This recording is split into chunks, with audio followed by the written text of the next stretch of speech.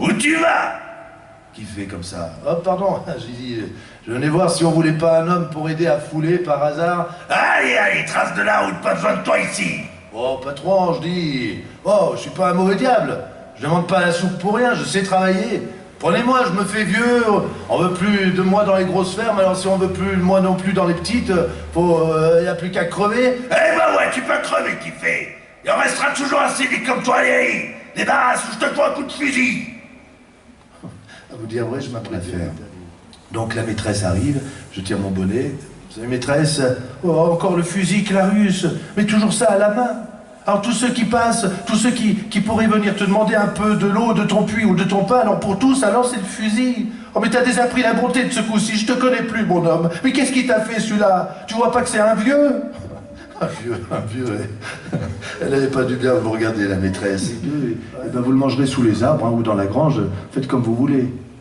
Ah non de Dieu, mais qu'est-ce que t'as expliqué, gronde le Clarus? Il est pas content, eh ben qu'il aille voir ailleurs. Pour du beau travail, le Louis, il en avait fait du beau travail, sacré dans le cul. J'ai jamais vu ça que je fais quand on s'est retrouvé seul avec Saturnin.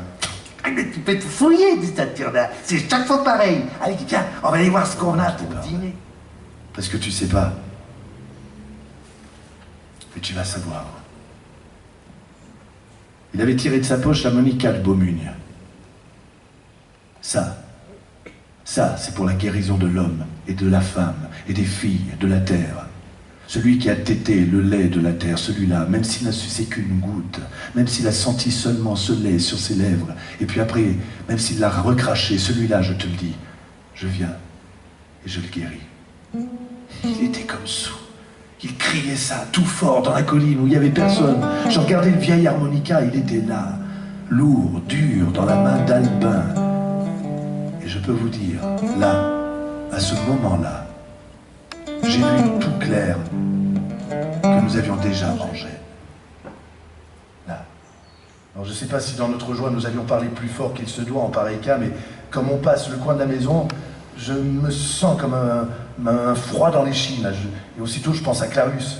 Je lâche les paquets, je plonge mes deux bras dans l'ombre et je touche de l'homme et de l'acier froid. Clarus et son fusil. Un salaud! Et alors là, je lui cours dans cette ombre, le Clarus. Alors, en avant. On tapait sur les pierres de nos 6 pieds, bien résolus. Si on pouvait seulement aller jusqu'au saule. Le saule, il est dépassé. Si on pouvait seulement aller jusqu'au premier peuplier.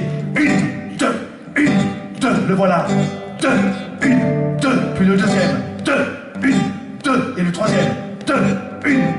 On est au platane. Le bruit qu'on faisait.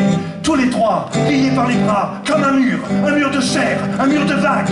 La vie qui vient comme une vague sur la couloir. Toute la boule du monde qui tourne sous nos pieds. Voilà le pavé de la cour. Avant la porte, il n'y a plus que 3 pas, plus que 2 pas, 1 pas. La porte, on entre, on est entré.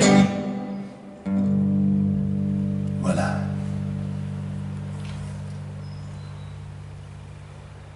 Dans un grand silence, je nous revois tous les 3 alignés dans la cuisine.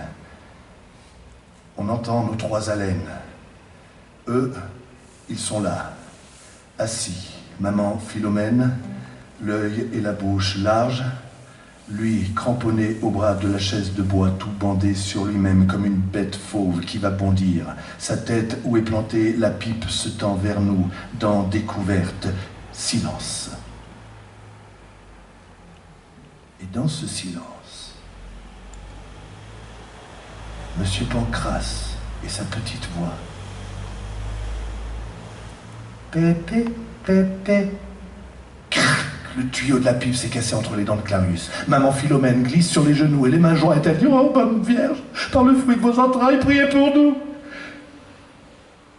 Il n'a pas tiré. Il n'a pas tiré. Amédée, il saura qui c'est. Je m'en allais dans mon chemin. Comme nous étions partis de la Louloire ce fameux jour, tous les 4, avec Monsieur Pancrace dans les bras d'Albin, du plein gré de tous. Il faisait froid ce jour-là. Et comme on entrait dans Oraison, je leur dis « Allez les enfants, on va boire un café chaud là !»« Oh non, non, non, non, non, fait Albin tout drôle. Non, non, non, non, non, non. » Une envie qui n'osait pas dire oui. C'est ce qui m'a mis la puce à l'oreille. Il n'avait pas un sou dans la poche, le couillon. Il comptait monter là-haut à pied, à Beaumune. On est arrivé à la gare, le train partait vers les 7h le soir. J'aurais pris 2 billets de mon argent. Et puis je lui ai demandé sa blague à tabac pour bourrer ma pipe, soi-disant. Et puis j'ai mis le restant de mon argent là qui me restait dedans. Et puis je les ai laissés, enfin je les ai installés dans un wagon et puis j'ai été au bout de la ficelle d'amitié amarrée dans nos 2 cœurs, Albin et moi. Encore un pas, il a cassé. Et j'ai fait ce pas en arrière, je les ai laissés et je suis parti.